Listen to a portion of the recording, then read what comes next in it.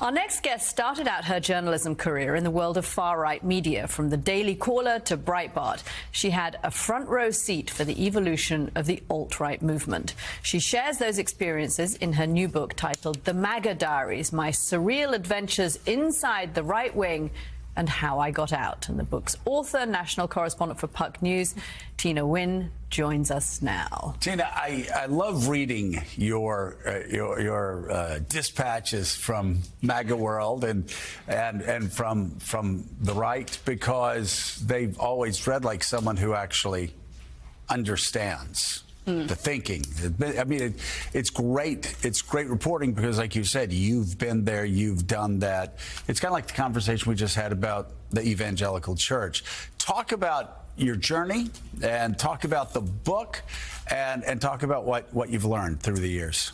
So the reason that I wrote this book in the first place is because of that thing that you just posed. People ask me, how is it that you're good at covering this movement? The moment I tell them I actually came from the movement, they just look at me and go, what, you're like a woman of color and your parents are immigrants? Right. How did you get there? Yeah.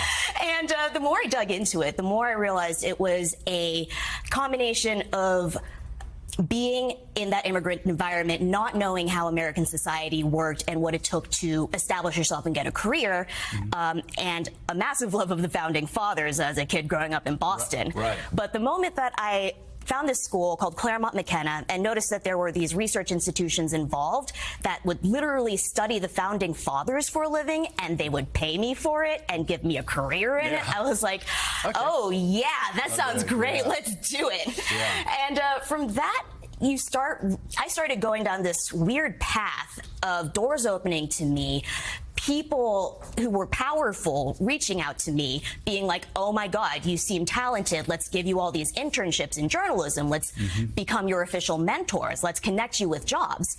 And half of it was me wanting to get ahead, and the other half of it was there is a community of somewhat like-minded people who are part of it and want to achieve the same goals of liberty and freedom of free markets, freedom of speech.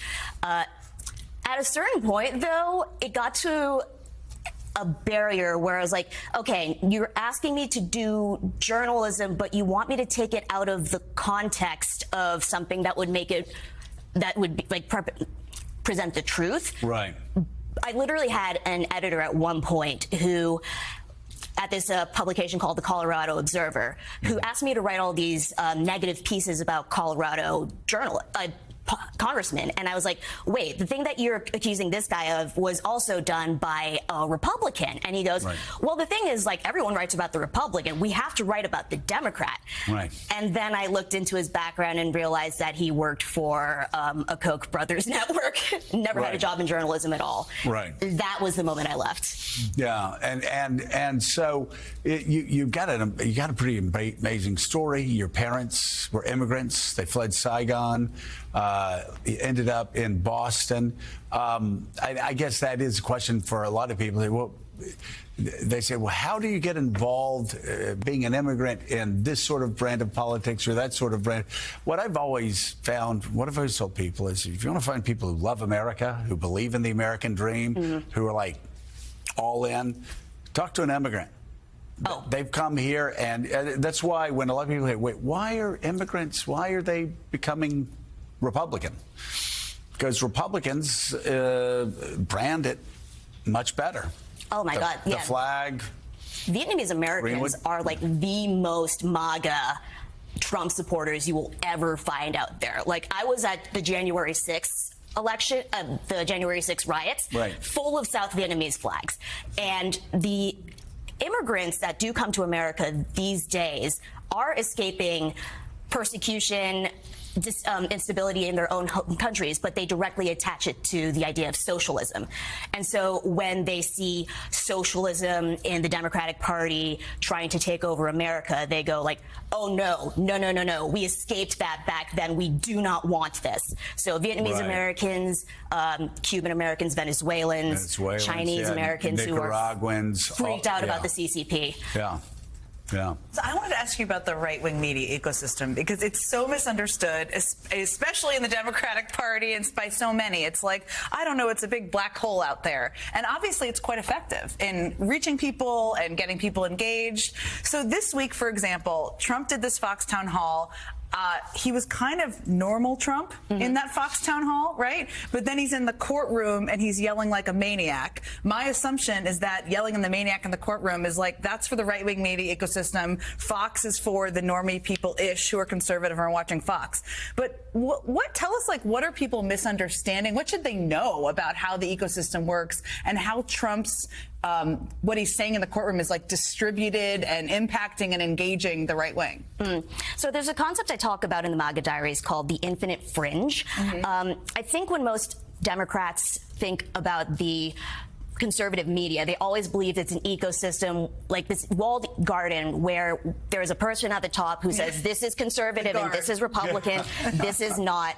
But with the rise of the internet, there is no ability for these guys to control who is considered conservative or not. You fire them, they run off to another online platform, bring their followers along with them. If they start a media outlet and they fire someone, that person can keep going on and on and on and on. And the Trump campaign's insight is that there are so many of these tiny, tiny, tiny groups, but in the aggregate, it is powerful and it reaches a massive audience. So I remember during the first press briefing of the Trump administration, Sean Spicer was bringing in these guys from Gateway Pundit, Breitbart, all of these tiny blogs that had never had access to the press room before, but now they were just like unfettered. And it's so easy to engage them too. It's just like, here's a video clip, here's a tweet, here's a little tiny And they just thing. use it. Yeah, exactly. You wonder what would have happened if there hadn't been social media, right? Yeah, and it's just like the site that I always love talking about because it's so crazy. My friends will send me things from Epic Times, and I'll be like, you do understand. That's a Chinese religious cult. They tried to be a left-wing Chinese religious cult. It didn't work, so they became a right-wing Chinese religious cult. And they are using you as a way to spread their message in America. You can write anything on that. They accept anything, no editors. I know because I know a guy who was bragging about being in there. He just wrote it, sent it in, it's out there. And pretty soon, my friends will be emailing me going, is it true that... Must be true. I read it on the internet. The new book, The MAGA Diaries, My Surreal Adventures Inside the Right Wing and How I Got Out, goes on sale next Tuesday. Tina Wynn, exciting. thank you. Congratulations. Thank you. And that does it for us this morning on